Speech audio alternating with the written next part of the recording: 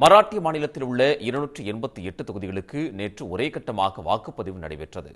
இந்த தேர்தலில் ஆளும் கூட்டணி அரசான பாஜக, ஏக்நாத் ஷிண்டேவின் சிவசேனா, அஜித் பவாரின் தேசியவாத காங்கிரஸ் கட்சி கூட்டணியோடு களமிறங்கியது. அதேபோல் இந்தியா கூட்டணியில் உள்ள காங்கிரஸ், சரத்பவாரின் தேசியவாத காங்கிரஸ் கட்சி, உத்தவ் தாக்கரேவின் சிவசேனா ஆகிய கட்சிகள் கூட்டணி சேர்ந்து களமிறங்கியது. ஒரே கட்டமாக வாக்குப்பதிவு அமைதியாக நடைபெற்று முடிந்த நிலையில் மராட்டியத்தில் 65.8% வாக்குகள் பதிவாகியிருப்பதாக தேர்தல் ஆணையம் தெரிவித்துள்ளது. மும்பை, புனே, தானே மாவட்டங்களில் குறைந்த அளவில் வாக்குகள் பதிவாகியுள்ளன. 2019 தேர்தலை காட்டிலும் இந்த தேர்தலில் கூடுதலாக 4% வாக்குகள் பதிவாகியுள்ளன. கடந்த 2019 நடைபெற்ற மராட்டிய சட்டமன்ற தேர்தலில் 61.6% வாக்குகள் பதிவாகியிருந்தன.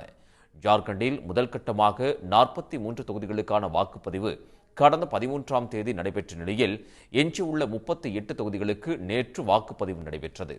ஜார்க்கண்ட் இரண்டாம் கட்ட தேர்தலில் 68.45% வாக்குகள் பதிவாகியிருப்பதாக தேர்தல் ஆணையம் கூறியுள்ளது. மராட்டியம், ஜார்க்கண்ட் மாநிலங்களில் பதிவான வாக்குகள் நாளை மறுநாள் எண்ணப்பட்டு முடிவுகள் அறிவிக்கப்பட உள்ளது.